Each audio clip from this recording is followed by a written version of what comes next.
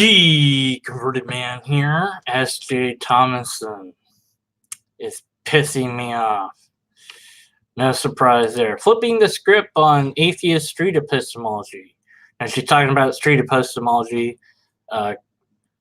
not created by, but popularized by Anthony, who has done far more than myself, SJ, and probably some other YouTubers combined as far as the amount of people that he's interacted with, in the sense that people watch the video, but interaction in real life, I don't know. There's just something more about that. It feels like he's doing more than we are, but nonetheless, that's just my feeling. It's not atheist, by the way. It's actually this is kind of the Socratic method. Encourages critical thinking, encourages questioning beliefs. It encourages you to think about why, and what you believe. So, of course, we have to undermine that as Christians. We need to undermine that because this could hurt our faith. By the way, Anthony has interviewed people with all sorts of different beliefs, both of faith and political ideas and all things in between. And so it's a good method to use. After complaining about it for a while, about the 424 mark, she starts saying, well, here's how we are going to take this idea and use it for our own. So build a rapport with the person. That's step one. Now, this is when he's on the street and he's doing this, he's just trying to, make them feel comfortable. It's not like he's trying to do this just to sell them a product. Unlike the apologist here, SJ, is saying, get to be friends with them. Then you can sell them the Bible later, right? So the whole point of doing it is to sell your idea. It's not just to get them so that they can be comfortable talking about ideas. So it's completely reversed from real street epistemology. No surprise there. Let's see if I should. You're to build this relationship. It's very important. So you build a relationship. And the next thing that you're going to want to do is identify what they claim, what their belief is. So they might say, well, I believe in a flying spaghetti monster. Of course, that's not something people are serious about. But instead, what they might do is they might say, I do not believe in God. So the next thing that you're going to want to do is you're going to find out, what exactly do you mean? Are you an atheist? Why would you pick Kathy Newman? Kathy Newman was, so you're saying this. So why are you showing Kathy Newman? She's like the opposite of trying to figure out what people are actually saying. Like the worst example possible of people as an example to use to clarify anybody's definition would be Kathy Newman. I don't comprehend this. I mean, unless you're saying that as an example, here's a person who didn't understand definitions. It doesn't make any sense. And if you're an atheist, what type of atheist are you? Are you a belief in God atheist, which is something that's advocated by the American atheist? Or are you someone who basically says, I don't believe there is a God, which is the usual definition, the standard and the earlier definition of atheism, is a person who does not have a belief in God. Or it could be any number of things.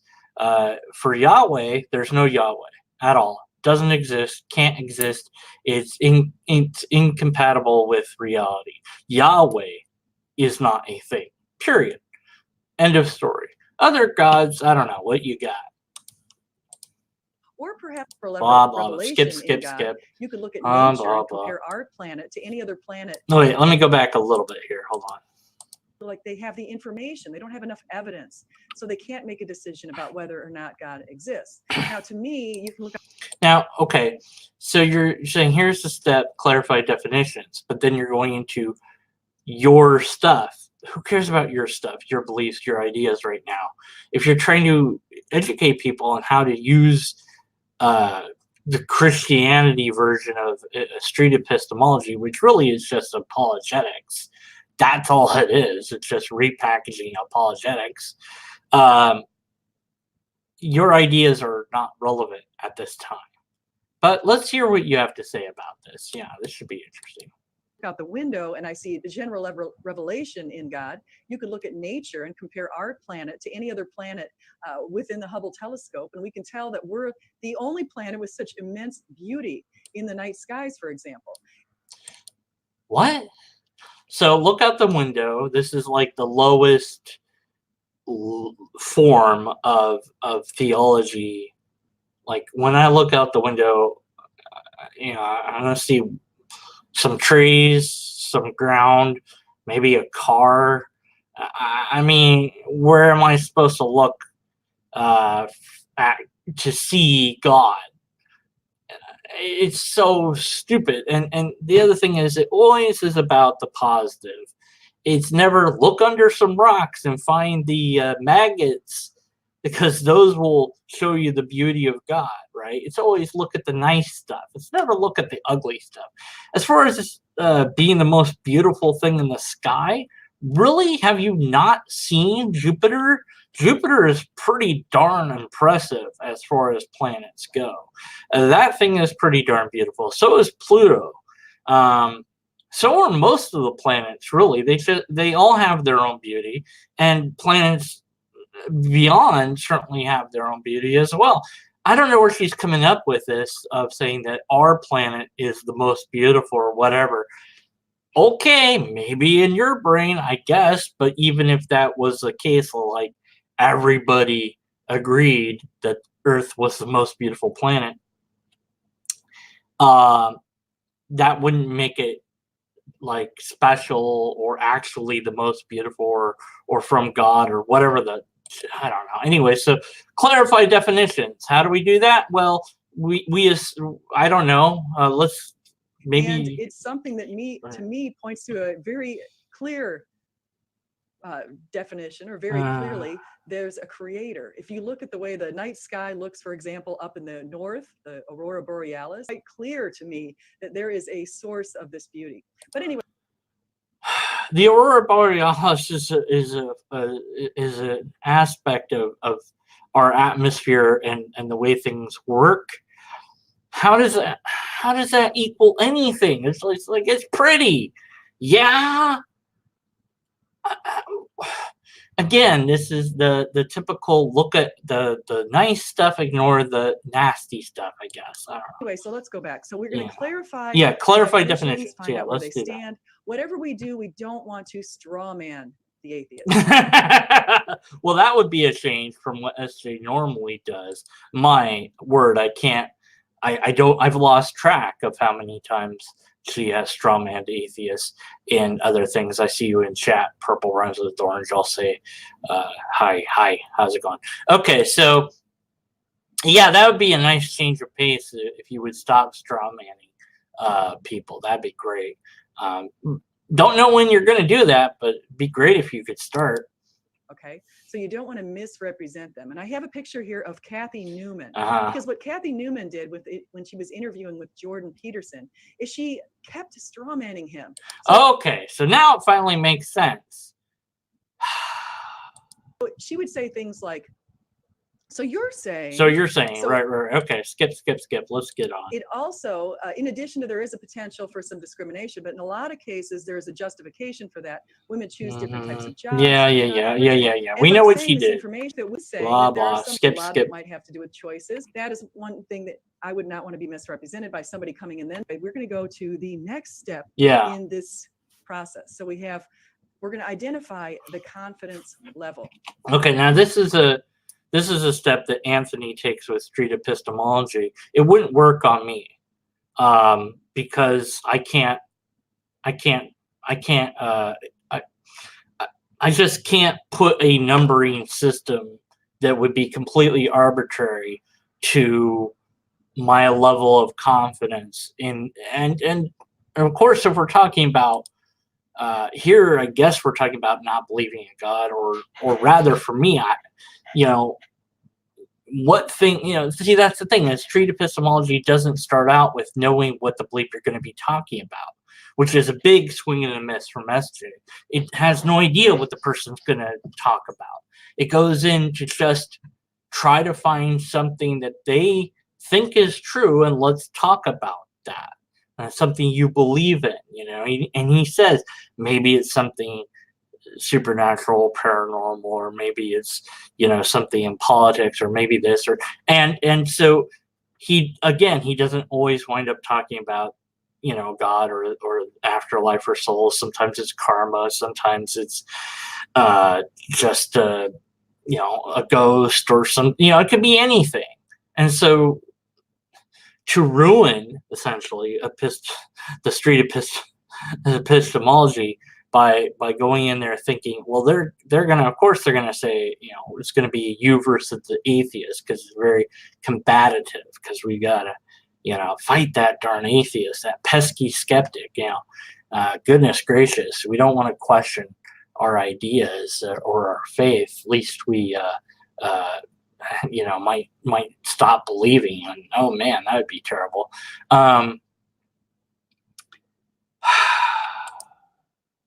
So anyways, the confidence level, I lost my train of thought. I was gone.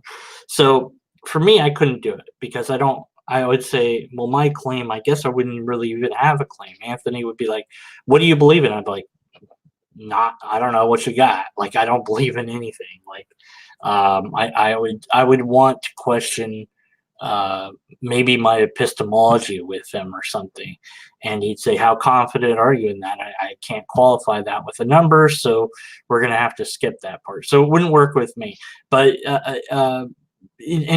it's supposed to be kind of a subjective thing anyways, like the reason why they ask you, how painful is this when you go to the ER or whatever, and you rank it, and you always feel like, well, maybe if I say a big number, I'll be seen sooner. But they're supposed to. Now, this is the part that they don't do, which they should do, is after you're treated, to ask you again that number to see if it went down. That's like the whole point of that. And it's a completely subjective thing, but I don't know when or where or how they've been dropping the ball in that, but it's something I've noticed. But at any rate, so is it higher? Is it lower? Is it the same as when you started the conversation? And that's what it's supposed to be, is a marker of, you went in 100% confidence, you left with 50%. So now, some people go in with 100 and leave with 100. I'd be like, I don't know. I got no percentages. I'm skeptical of even skepticism itself, but I've run that and it seems to work pretty well. So I guess that would make it, that I'm pretty confident of it, I suppose. But at any rate, let's see how she screws this up. How confident are you in your belief in atheism? How confident are you in believing that God does not exist? That's incoherent. It's just an incoherent way to put that. I don't know if you could. I'm assuming. Can you hear a purple? Can you hear when I play the video on this thing over here? Because I'm assuming that it's working. I don't know if it is. It should be. We'll see if he says yes or no. But at any rate,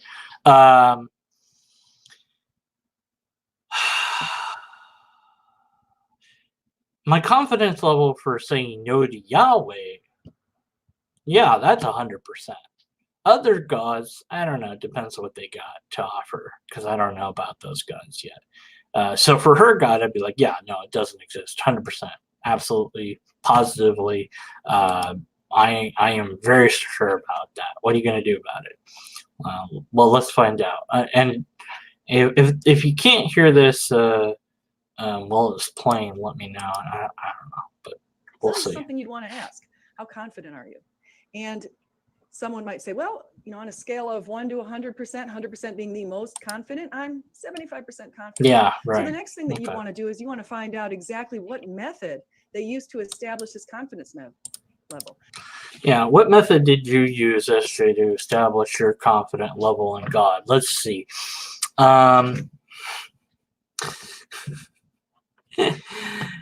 You were wondering about if there was God, and you prayed, and then you went on the airplane, and this guy happened to sit down next to you and start talking about when you talked to him, he started talking about the Bible, and oh my goodness, he brought up this verse, and oh wow, that's so amazing, because you would never expect a Christian to be in an airplane in America and start talking about the Bible.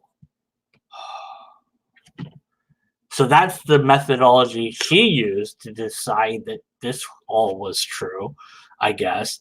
But as far as the system I used for determining that Yahweh doesn't exist, empirical methodology.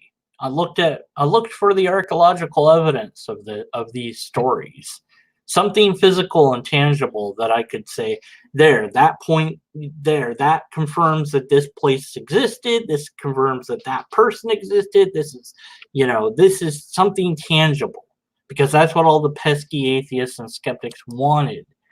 And I recognized, because I was honest, that I couldn't give it to them. I had to find something to give to them.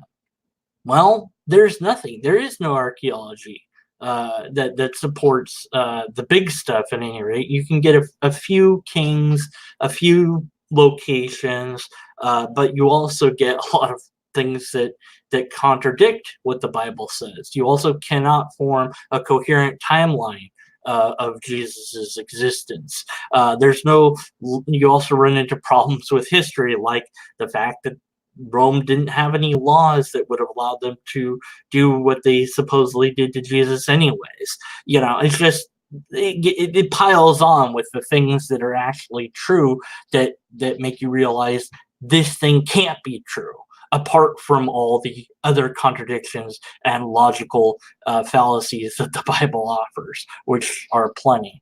But anyways, okay. How did you decide 75%? Why not 50%? Why not 20%? Where do you stand on No. A lot of times atheists like So the method to establish a confident level. No, you're getting that wrong. It's supposed to be that you're asking what method that they've used to arrive at that conclusion, not the confidence level. There's a different. It's a different approach in full. So if you're trying to re-explain street epistemology, you just suck at explaining street epistemology. Pine Creek Doug, he's another one who uses street epistemology, will do things like they'll say, well, if you say you're 100% confident, then I can't do anything for you. It's an impossible thing. You should not be 100% confident of anything. And actually, I disagree. I feel like I am 100% confident in God, and I have good reason for it, justification and evidence. What evidence? I have evidence inside the faith and outside of the faith. What is it? Lots of evidence. Could you name it? That in a little while. Just say what it is. This is the most frustrating thing with Christian. Oh, we have evidence. Is it going to be arguments? Those aren't evidence. So I can't wait to hear this evidence. So the seventh It's going to be bad arguments. Ask questions. Okay. Step is to ask questions of the atheist. And I think these are... Now, see, this is a complete twist from normal street epistemology, because, again, you don't know who you're talking to, nor do you know what subject you're going to be talking about.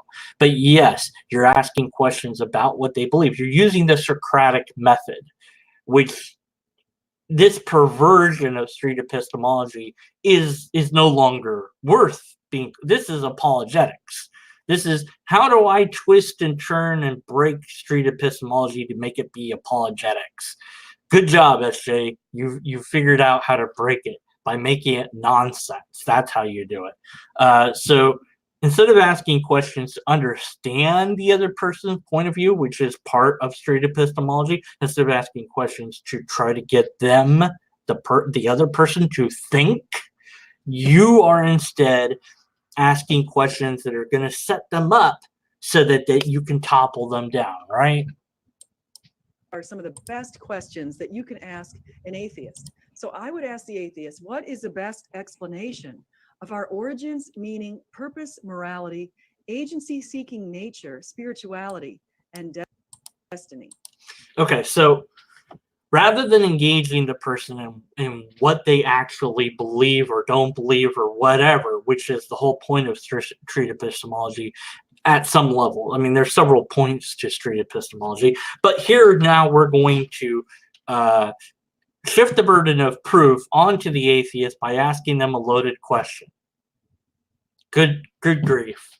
So really, this really is the only step, and we already know, because I already have a thing. I already have proof of SJ admitting that she doesn't care about the answers to the questions that she'll ask an atheist. She knows what the answers are going to be. She knows her answers are better. She knows that the atheist answers won't ever be good enough because her mind is made up. That's the opposite of a skeptic. That's the opposite of, well, I don't want to say most, of all the atheists that I have ever encountered, that the small bit of the appeal to minority that is appeal to minority of one. So you get to be skeptical of that. But I've not met, the ones that are, will just believe, well, there are some people that just believe whatever you say, depending on whatever. Anyways, so if anybody asks me this, I'm going to ask them, why do you think I would know any of that? What does me being an atheist or a skeptic have to do with any of these questions? I don't have the best explanation of anything. I don't even have an explanation, let alone the best explanation of any of these things. Okay, I don't have an explanation. There you go. That's my answer. Now what? What are you going to do with that? What are you going to do with that? Null and void, I don't know. I don't have it, and it's not my burden to do. I'm not making any claim to have those explanations at all. But if you want to find out, look at science. I would say look to science. Science has answered most of those questions already, and for the questions that we can't answer, maybe those questions are not very relevant. How about that? But as far as their origins, abiogenesis, I guess, then evolution, meaning that's subjective, so that's it. Purpose, subjective. Morality, what ethics are we talking about? But morality is evolution again. Agent-seeking nature, if there is that, evolution. Spirituality, you have to prove that we have that or what that means. But again, evolution. Destiny, I don't know what the hell you mean by destiny at all. So you'd have to prove that there is a destiny in the first place. And to ask these questions, I'm going to offer some information in just a moment.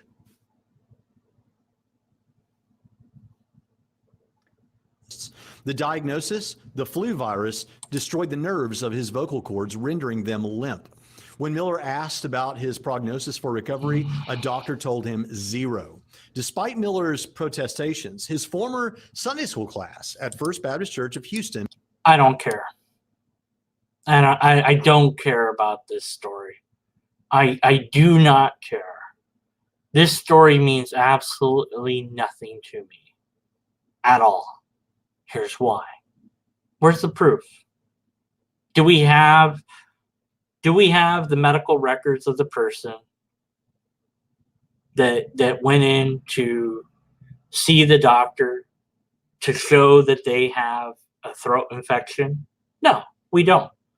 Do we have the doctor having explanation notes, anything? No, we don't have that either. Do we have the diagnosis? No, we do not. This is a story that is made up, completely in full, fabricated for all I know. And probably is. It's nothing. It's worthless, zero, zip, zilch. We would need evidence that the person actually had condition A, B, C, D, whatever. We would need that before. We would need the treatment. What treatment did they do? What treatment did they pursue? What was the diagnosis? Did they get a second opinion? How many were involved? We would need that as well.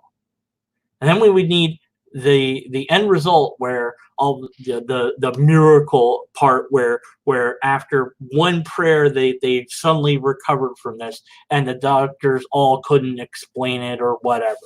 That's what we would need. But even if you had all of that, you could still say it was just nature, because healing occurs because our bodies heal. It's amazing. But what we've not seen is something that the body can't do, like regrowing a limb or a finger or even teeth. How about that?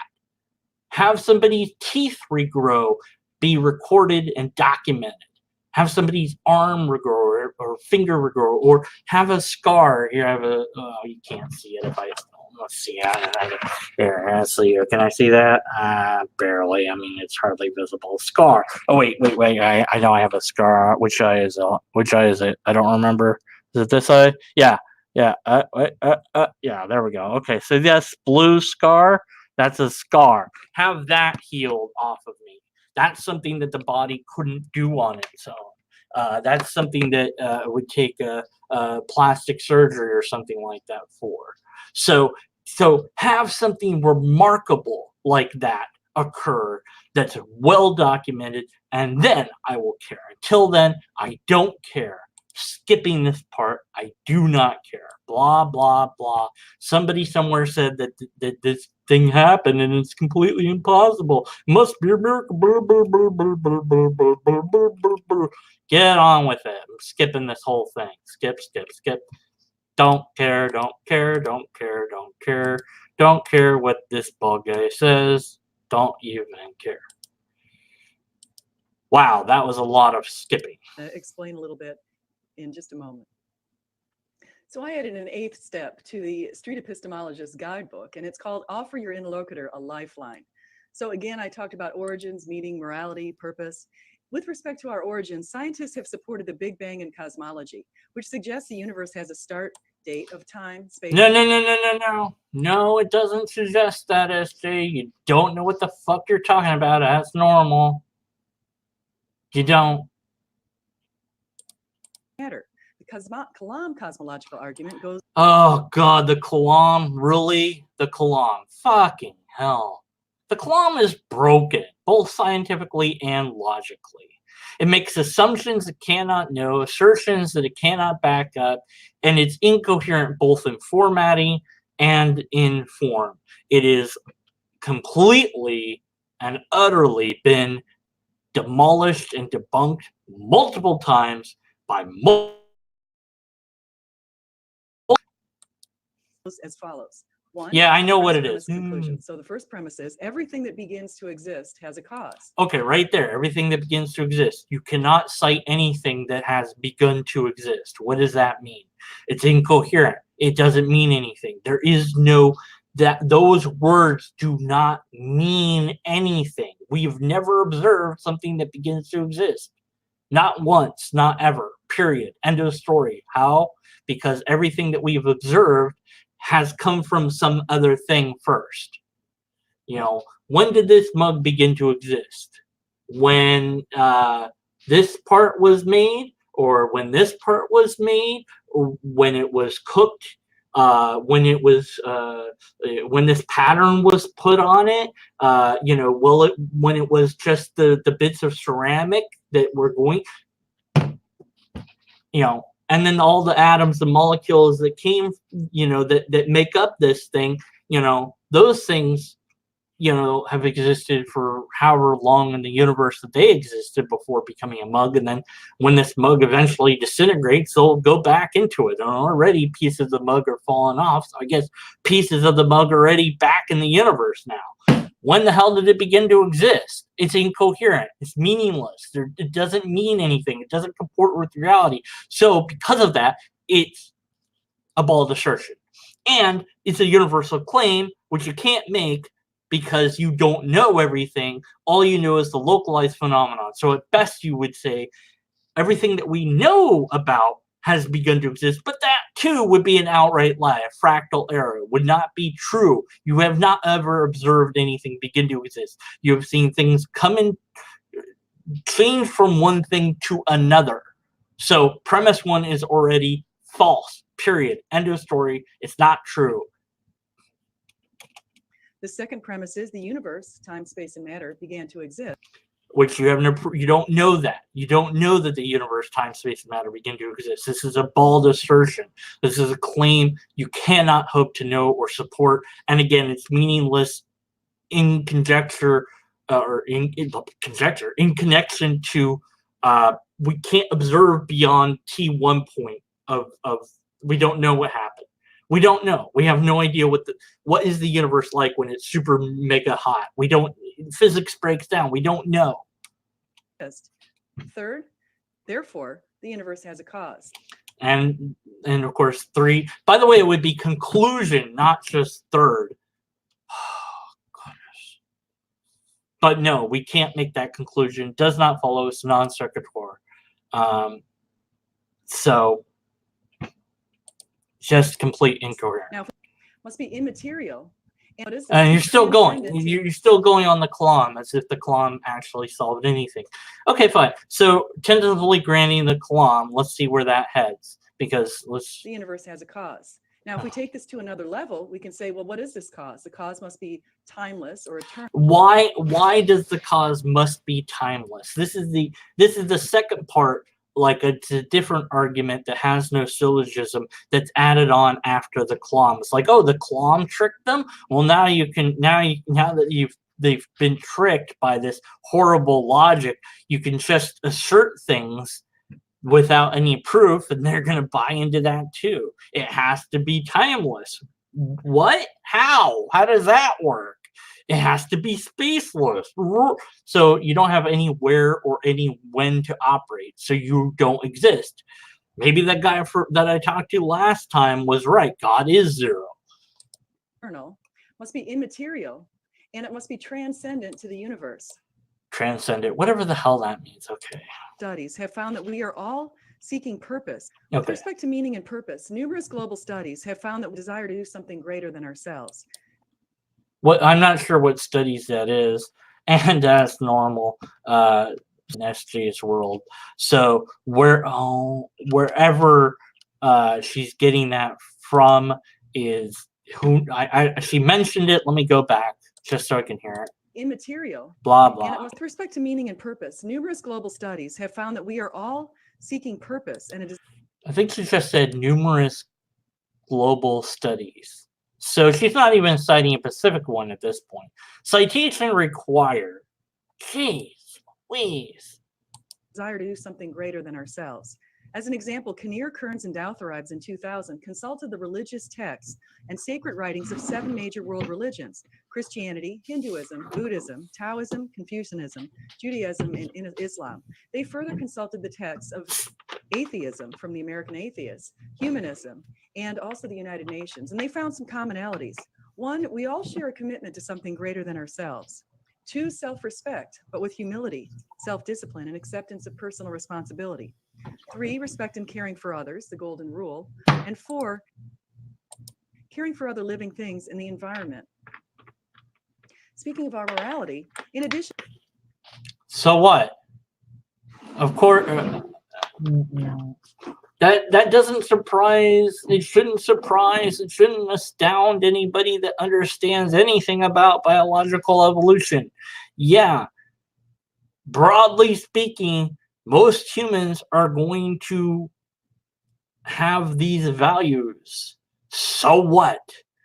There's also the counterexample of the humans that don't have those values. How do you explain that?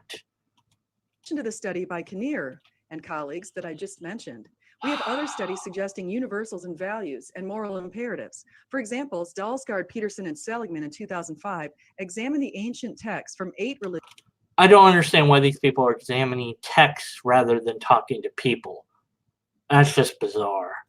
Traditions, and found 6 recurrent values: courage, temperance, justice, transcendence, humanity, and wisdom. So what? Who cares? Bismarck in 1906 identified universals in the approval of honesty, charity, mutual aid, and generosity, along with And prohibition of theft and homicide. so, Henrik and colleagues in 2005 examined 15 societies, finding that fairness and trust were exhibited in all.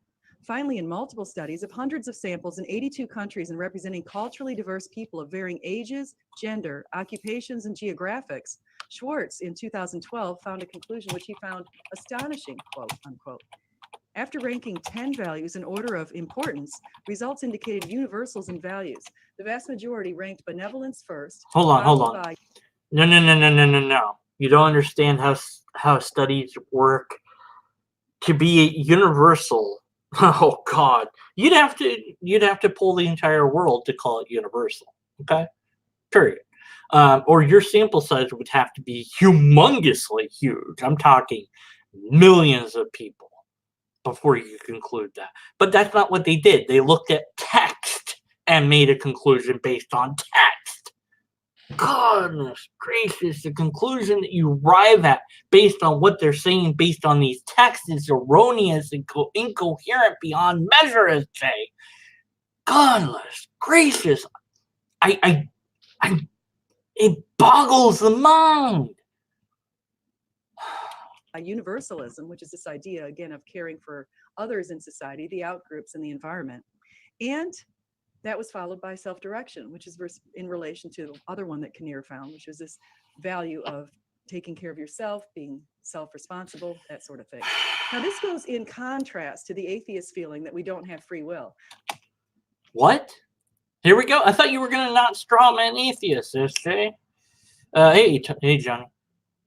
Okay, she's much quieter than I am. Okay, let's see. I guess I'll turn that up on there. That might work. I thought she wasn't going to straw man atheists. Didn't she say earlier she wasn't going to do that? But now she's doing just that. She's straw manning atheists. I'm not aware of a poll that is legitimate, not conducted on Twitter or something, that has asked atheists whether or not they think that there is free will. I wouldn't have an answer. I'd be like, I don't know. Maybe there is. Maybe there isn't. I have no idea. Depends what the bleep free will is. I don't know. Either we do or don't. I have no idea. Ask a neurologist. It's beyond my scope. And honestly, I don't care. Whatever the fact is, that's the fact. My beliefs are irrelevant, and I don't have any about this. So atheists all agree that we don't have free will. Well, but the problem is, if we don't actually have free will, then all of these things that you've listed out being universally consistent across the board would make even more sense. We can't help but be these things because our brains have to be that way. Duh, you wouldn't be able to tell the difference in a world where everybody's brains are non-free will devices and a world where brains are free choices, because everything that you think is a free choice could be said to be a non-free choice. So me picking this guy up and bonking him on my head, that wasn't really a free choice, even if I think it's a free choice, because it was always in my brain to do just that. The way I have lived and the place I grew up in and my genetic code and everything else about society's pressures had all led me to this point in time where I'd be compelled to do that because that's how my brain works. There's no way to show it one way or the other without actual data that you could only get by studying the neurology of the brain, the stuff of the brain. That's the only way you could find out whether or not we have free will, if that even is what that means. Of course, I don't know, but that would be it. It's the hard, cold data. You can't do it any other way. There's no lot. I don't think that there's a logical way to do it. So it would be completely methodological. It'd be completely dependent upon cold, hard data. And if we don't have that, I would say we should be skeptical of whether there's free will or not. We treat each other like there is, and our justice system broadly is kind of set up based on the assumption of free will to some degree, and maybe it'd be better if it wasn't. I don't know. Oh, goodness. I've heard atheists say that we're biologically predetermined to do anything. And I can say that we are biologically predetermined from a very low level of action. For example, we are predetermined to sleep and to eat, sure. But we're not predetermined to do things related to our self-actualization if we were to look higher on the Maslow hierarchy. How do you know that? Aren't predetermined to make decisions about God, for example. How do you know that? God has hardwired us to believe in him. However, Hold on. God has hardwired us to believe in him? How do you know that? Man, these are bold assertions you're making. How? How do you then explain people that don't believe in God? Johnny Drive-By. Here's an awesome guy. He obviously not hardwired to believe in God because he doesn't. Yeah, idiot. There's counter examples. Also, the Piana people, however you say it. I can never pronounce their name. Piana. Oh, I bookmarked the damn thing. I know I did. Calm down, anyways. Is it logic or is it?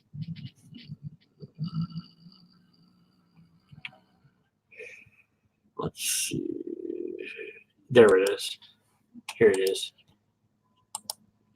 I don't know how to say it. That. I don't know. That. See in chat. Those people. Here's the video of it. So these people do not have any concept at all of God.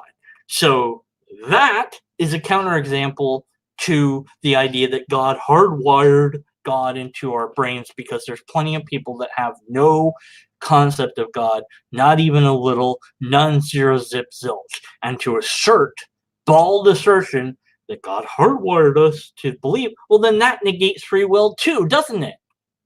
Golly.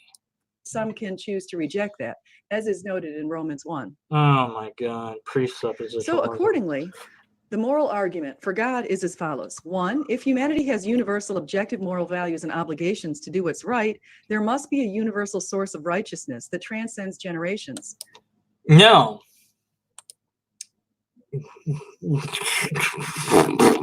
By the way, that would be two separate things, not one giant premise. But okay, let me go back because I've got to analyze this properly. I apologize. Argument for God is as follows. 1, if humanity has universal objective moral values and obligations to do what's right, there must be a universal source of righteousness that transcends generations. 2. Okay, so this is a hypothetical syllogism. Thank goodness for that. Because we're going to have less fallacies because it's a hypothetical. So if X, then Y. So if this is true, then Y is true. But there's a failure of association causation there. You have to link the two together. There's no apparent link from one to the other. Whether it's a fact, and for tentatively speaking, I'll agree that we share these common traits or whatever. That may very well be true now, but how true is that as you go into the past? Like as you go further and further into the past, certainly people were more and more tribal as you go back in time. And, we beat the Neanderthals. We overcame them. Although some Neanderthal genes are still in us, so obviously we mated with them as well as killing them off.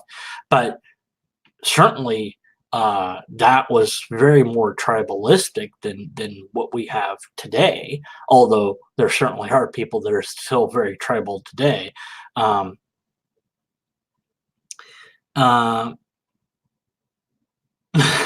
if there were I'll get to you in chat later. Sorry. Jeez. So anyways, the first premise, you would need to conjoin the idea that we all have these morals not just today, but throughout all time, which you couldn't possibly hope to show. And then you'd have to somehow conjoin that with, therefore, there must be a thing that is actual about that, or however you want to put it. I don't know what you said. Let me go back again. I can't analyze this live, damn it, but I'm gonna try. Well, maybe I God can. is as follows. One, if humanity has universal objective moral values and obligations to do what's right, there must be a universal source of righteousness that transcends generations. Okay. So, universal source of righteousness that transcends generations. No, there doesn't have to be. Over time, the things will start to take shape in a way that's going to benefit the individual and the culture as a whole. The societies and the behavior that most succeeds will be those that allow for the most freedom of the individual and also the most flourishment of the community as a whole. The group and the individual have to both be reflected, or that system will die out. So it's a society evolution that you're looking at. And to try to say that the morals and ethics that we have today are universal is completely nonsensical, because we know in the past they were different. Even if you go a couple decades ago, our values and ethics were different, not just in the United States but globally. As the globe has come more connected, we've now shared ideas and with each other. And so in some ways, certain countries are become very much tribal, very much national, about let's protect who we are as a people, as opposed to, let's be a melting pot. And I can't say which one is right or wrong or whatever. Only history can judge that. With which one will be more successful? Will it be maybe it's a combination? I don't know. But then to go from that, even if you were to ignore all that came before, to then say that therefore must be a thing that makes that all possible. No, there doesn't have to be. This is the classic, the rules require a rule maker fallacy. How about this as an idea? Say that you have a God and that's where all these things came from. Great. Okay, so it's unquestionable now. You can't question those rules. They're inflexible. That's a problem, because if your God requires me to do this, to wear this on my head, but the other person's God requires me not to, well, whose God is real? Well, both gods are pretty darn quiet. I guess we have to go fight each other to the death and find out whose God is actually really real. And I guess the winner decides. 2, humanity has universal objective moral values and obligations to do what's right. And again, you can reference that study I just mentioned. Yeah. 3, there is a universal source of righteousness, God. What? That doesn't follow. And again, it would be conclusion, not just a number 3. God, you can't even formulate these into proper syllogisms. Now, some might say, a lot of times atheists at this point say, well, what about evil in the world? Why is there evil in the world? I would say there's a general revelation of beauty in the world. They would come back and respond with, there's evil in the world. What's really interesting is you look at a study called the Globe Study. Hold on. Yeah, no, not just, I wouldn't call it evil. I'd say there's things that, not just in this world, but in the universe, that are terrifying, that are destructive beyond measure. A black hole, for example. What the bleep is the point of a black hole? It's awesome to think about, but I don't want to be anywhere near one. But that's too bad, because there's one in the middle of the solar system. We're all getting pulled towards it very slowly, so we're all eventually going to be screwed, although we won't live long enough to experience that. But at even our solar system will be gone long before we have to contend with that. But nonetheless, it's going to be a problem for whatever's around at that point. But you have maggots, you have diseases, you have all sorts of things that are aspects of reality that you must contend with, that you have to somehow jump through all these theistic hoops in your brain to explain away, because your conception of God is one of infinite power and infinite love. But that's incoherent, because the sort of love that we have for each other, you wouldn't make a room for a child that had nails all over it. And maybe you'd give them some obstacles, sure, but you wouldn't, are you going to build the playground on cement, or are you going to build it on something really soft that they can land on if they fall? I would hope you build it something, at first. I remember back in the day, we had nothing but freaking tan bark to fall on, and then we had, then we had rubber mats later on and whatever. And some places had just grass. Very few, I think there was one that had cement. I don't remember. But at any rate, you build it in a way that is going to negate harm. You don't build it in a way where harm's everywhere around the corner if you actually love somebody and care about them. But then again, if you're building everything from scratch, you could just build people so that they can't be harmed. That would be an idea. Anyways. Which was started by Robert House, and he has a number of other colleagues. And they collected information from 62 societies around the world. And what they found is the countries with the highest level of suffering and the most pain, the highest levels of infant mortality rates, the highest levels of lack of food, shelter, that sort of thing. A lot of times these are African countries. They also have the highest levels of religiosity. In many cases, 99.9% believe in God. And what's also interesting about these particular societies is they have the highest levels of what these study authors call humane orientation, which is related to benevolence that we just mentioned a second ago. So these places with the highest level of benevolence have the highest levels of suffering. And in contrast, the places with the lowest levels of benevolence, and the lowest one actually is West Germany, have the highest levels of atheism. So it's really interesting in that particular study how that worked out. You can see a lot of the European countries in that study, especially Northern and Western European countries, tended to have very low levels of humane orientation, which again relates to benevolence, which is. How does that explain any fucking thing, you idiot? I'm sorry. I'm sorry for saying it that way. But my God, what is wrong with you? The countries that are more religious have more problems, but they're more humane. No, they're not. They can't. That's incoherent. But even if so, the problem of evil exists because of religion. That sounds about right to me. So you want to get rid of suffering? Go with atheism. But that makes it less humane. Actually, I think it makes it more humane in the long run. But my God, just twisting that all up. And that's not an answer to the question of evil, by the way. So the answer is because of religion. That's why there's evil in the world. Well, we both agree, SJ. Thanks. Why the hell are you religious? Oh, well, because I get to be more humane. Great. You have more suffering because of it. So why would you want that? Is helping others, especially in our in-groups. Another thing that God has is he's given us this agency-seeking nature. He's hardwired us to believe in him. Why is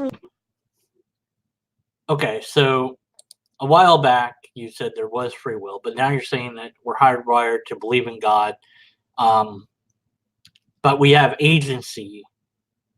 Which is it? You're hardwired or you have agency? You can't do both.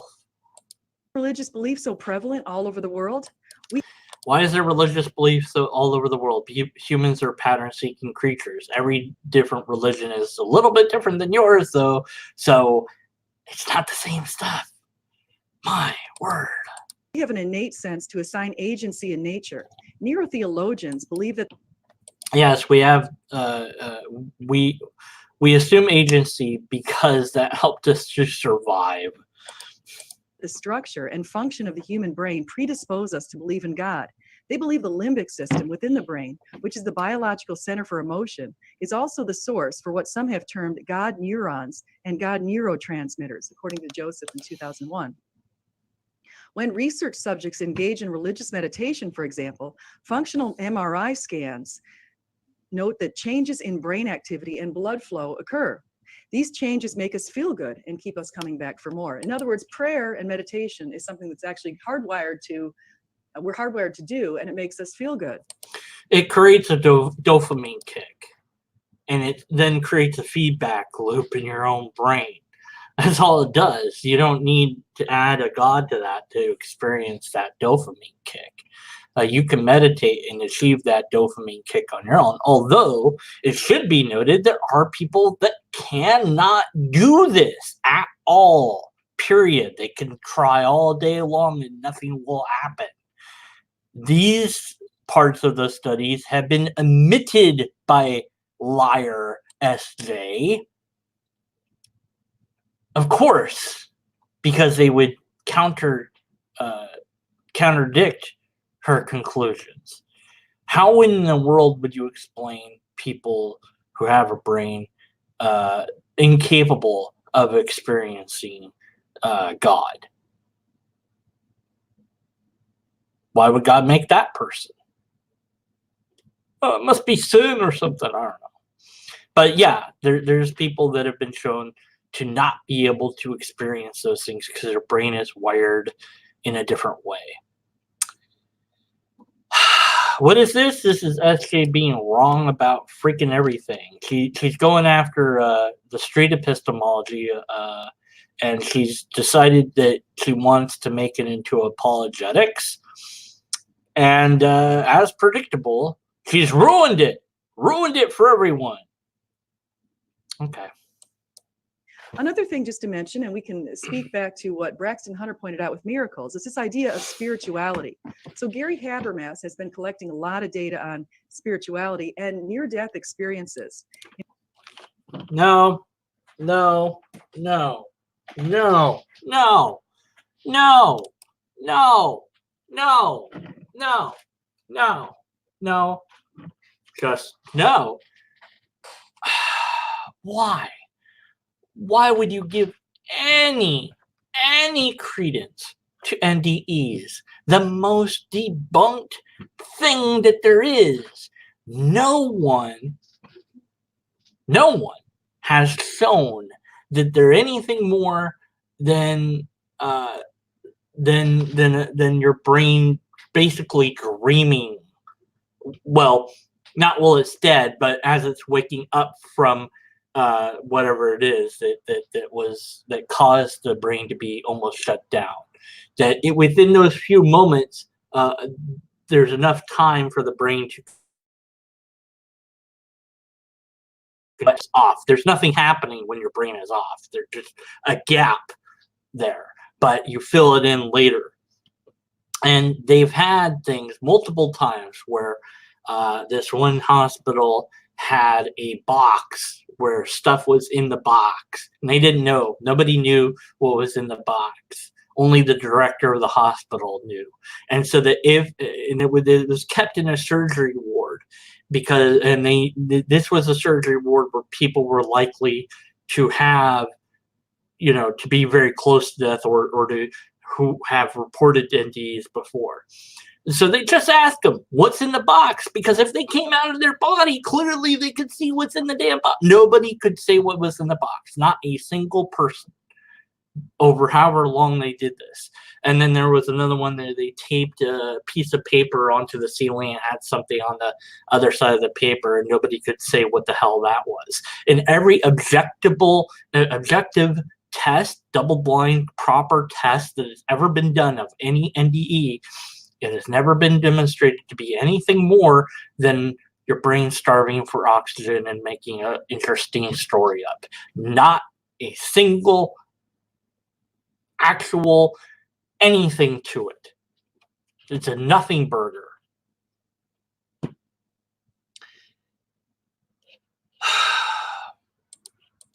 In fact, at one point, he was a journal editor for a journal that focused on near-death experiences. Yeah, so he wasted his time. Got it. I went in and I found a journal called the Journal of Near-Death Experiences, and they've been Which is not worth anything. collecting near-death experiences that have been corroborated. Yeah, they're collecting anecdotal experiences, stories. That's all they're doing. Corroborated, really. Others since 1981. And I'll quote what their mission is. They say the Journal of Near-Death Experiences publishes articles on near-death experiences, on the empirical after effects and theoretical implications of such events, and on related transpersonal, which is transcending the usual personal limits of space, time, and or identity, and spiritually transformative experiences. These phenomena include out-of-body experiences, deathbed visions, the experiences of dying persons, comparable experiences occurring under other circumstances, death watch or shared death experiences, after-death communication, spiritual energy, mystical experiences, and past life memories. So a bunch of woo. That's what the journal is dedicated to. Absolute, complete woo. This is what you're turning to offer your interlocutor a lifeline, is woo.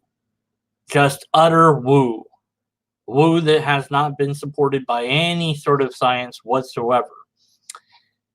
So I could be a skeptic or I could believe in woo. I think I'll stay a skeptic. These experiences, coupled with residual UFO experiences, experiences with ghostly aberrations, experiences reported by those who practice in the occult, and prayers answered in miraculous ways, suggest activity beyond the natural world. No, it doesn't. Not even. Oh. It suggests that these people buy into their own woo and don't know how to do controlled, proper studies or ask questions in a way that would gain any. They're basically they're chasing down stories that are anecdotal. You have no proof of, do you have in every single case the person actually medical records that the person actually died, and then and was dead for X amount of time and then came back, and then no, you don't. I don't think in every case, at any rate, maybe one, I don't know. But I mean, talking about UFO things, I mean, come on. How do you have any credibility at this point if you're citing woo like this? My word, SJ. As an example of the latter, and this is also reported on the Braxton Hunter video that I just posted, an Illinois woman named another story. I don't care. I'm skipping. almost collapsed, and she Don't prayed care. for her. Don't care. Multiple sclerosis Don't care. plague Don't care. began when her fellow church Don't care. Don't has care. a book. I Don't highly care. recommend. Another point is destiny. The Destiny. Bible speaks to our Destiny. Okay, so wait a minute. We have free will, but we also have destiny. What the fuck? eternal destiny, which comes from God's grace. We only need faith in him. According to John 3:16, for God so loved the world that he gave his one and only begotten Son, for whosoever believes in him shall not perish, but have eternal life. Now, there's the key point there. Okay? That's not what I wanted to do. That right there is the cornerstone, the keystone of Christianity. And I would dare say other religions as well. It is not fact. It is belief. Belief. Belief is the only thing that keeps it alive. Why don't people, well, very few, couple people out there, believe in Zeus? Because it died out. That's why. People don't believe in it, so it goes away. And countless of gods that can't be named are just gone. Because, whatever the Mayans believed in, that's gone. Period. And it's not coming back. Because all it is a belief. God is the ultimate in means. It exists solely as long as people believe in it. Okay. God is our immanent, which is within this universe, and transcendent, which is outside of this universe, creator.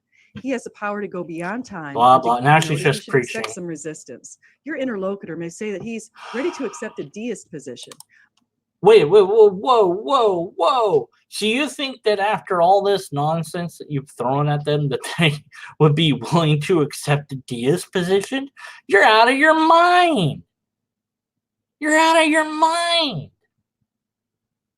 You've thrown nothing but more assertions on them that you would have to prove, which you can't hope to do. Step 8 is where they're going to walk away or run away from you and just laugh and say, well, you were dishonest to set me up. In fact, probably before step 8, but whatever. Let me go back a bit here. To those so desiring. The final thing that I can note is we should expect some resistance. Your interlocutor may say that he's ready to accept a deist position, but question Christianity in particular.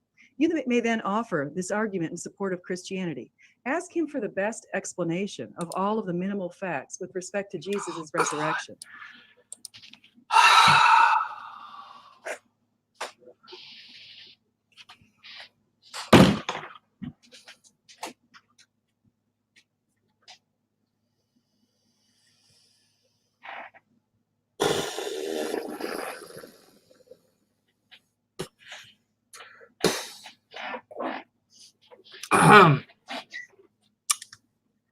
So shift the burden of proof to your opponent. Ask them to explain something that they don't necessarily, that they've not agreed to support or anything.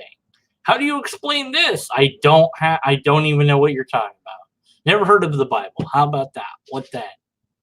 Don't care what it says. I don't need to explain anything. I don't believe in God. Show me God. Can't do that? I don't care. We're done. The minimal facts. I'm going to be probably dealing with that whenever my debate about the resurrection of Jesus happens. And my opponent was actually trying to figure out and asked me what my position was. He's like, do you believe the mythicist position or this or that or that? And I'm like, I don't have any of those positions. They're like, well, how are you going to do this? I'm like, you'll find out when we debate. I'm going to tell you how I'm going to do it. Please. I mean, I know you're desperate to win, but I'm not going to tell you how I'm going to beat you. Anyways, so the 6 minimal facts argument is a bunch of people whose names sometimes were told and sometimes were not, most of who are Christian and Catholic, all agree on these points, and therefore that means something, and therefore that means. This came up with the debate with whatever on SJ's channel that I debated this other guy, and he brought up this argument, and I just was like, yeah, none of that argument matters, and you didn't show how it's coherent. By the way, I asked him for citations. I still haven't gotten any, not a single one. So. Anyways, but it's all these people. Who cares who knows who they are? So all these people agree, therefore it must be true. Basically, it's an argument to authority / majority, and an argument of personal incredulity / ignorance, because you have to go, well, how did the disciples possibly believe this? It must be miracle. Oh. You just have to be stupid to get to the conclusion. All right. Rogan empty. In fact, many biblical and extra-biblical sources have indicated that early Christians preached illegally in support of Jesus for decades. Not true. She doesn't know. She can't do history, right? Braving beatings, stonings, crucifixions, beheadings, and being burned to death. No, Apologia already and others have already pointed out that none of the disciples have been shown to have things done to them because of Christianity. Well, not directly, or at the end of their life at any rate. So all this is just bullshit. 2, he suffered, died in a period of days. 4, they preached for Jesus, were martyred for their beliefs. And Paul, the only way to explain. Right, okay, so she's explaining the thing, and then the only way to explain it is Jesus must have come back from the dead. also when you go over to that video, because what it is at about minute 7 in this particular debate is Mike Licona offers a lot of information with respect to things such as paranormal activity and some of the support that he has found through the years for those sorts of activities. So paranormal activity and support for it. Yeah, right. I'm not even gonna. I don't even bother with that video, whatever that. No, there's no point. All right. Well, that's SJ Thomason just ruining street epistemology. I mean, I guess I'll tweet this at Anthony and be like, I don't know. Good luck. Good luck with this. I mean, the whole point of street epistemology is to get people to think. So it doesn't surprise me that an apologist would come up with a way to twist it enough to break it so that people don't think. You just shove your assertions at them and beat them with your assertions until they give in and join your club, I guess. What's Anthony's Twitter? I'll figure that out after I'm done streaming. Okay, so I missed out on a lot of chat here. I do. Let's see. Here we go. Here we go. Hey, look at that. Yeah. Yeah, I mean, people are pattern seekers. So, you know, it's people, you know, like if you guys, gals, whatever, watched my interview with that guy that said, you know, that God doesn't equal 0, but God is 0, like, it's an analogy. I don't know. It didn't make any dang sense to me. But here's an example of a really weird belief. And people have really weird beliefs. It doesn't really surprise me. We have these weird beliefs because we're pattern-seeking creatures. Even when there isn't a pattern there, we'll see it. I felt better when I had this crystal.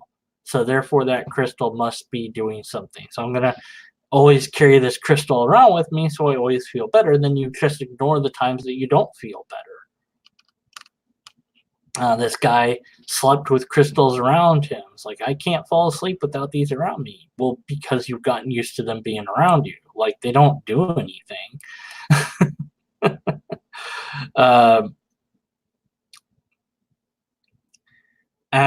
Every time anything paranormal, quote unquote, has come up, it's always just a story. It's always anecdotal. It's never demonstrably demonstrated. The moment that you put any controls into place, it vanishes into the air. Every single time we've seen that happen again and again and again. And the person that believes in it will come up with all sorts of excuses of why it wasn't a fair test. So, hey, morning. There you go. Hey, look, this is fun. I can make anybody's thing pop up. Look at this. I think it's both. We have free will, but we are not free to think we don't. There you go. Maybe that's the case. I don't know. So, yeah. I mean, I hate SJ, but I can't quit. I can't let her go. I know there's other people out there to deal with and debunk, and I'm working on that. I've got so this is what's going to happen on the 13th, Friday the 13th, 4 p.m. Eastern time. I'll be talking to a guy called how do I get this off my screen now? There we go. Dry apologist on epistemology. So hopefully that will be something that will challenge us as well as him, because I'm always trying to think of things that will challenge the skeptical atheist people as well as the theist, because I want to learn something new. Now, he knows my epistemology already. I told him that, but I don't know what his is. And so we'll have a discussion about that and try to find, you know, what the differences are, because there is a disconnect between the typical. Well, I mean, there is some disconnect going on, because the way that the atheist / skeptic, whatever you want to call yourself, thinks about things is different than the way that the theist thinks about things. And so the root of that is, I don't know, is it our epistemology?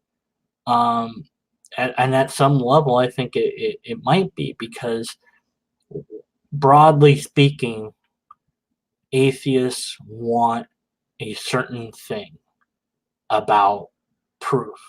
We want a certain type of proof, and the theist doesn't have it.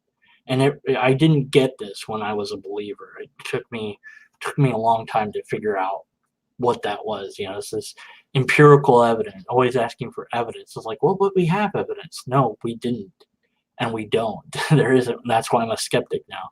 You know, it's like, well, you know, here's empirical evidence of this, whatever the hell this guy octopus thingy is, right?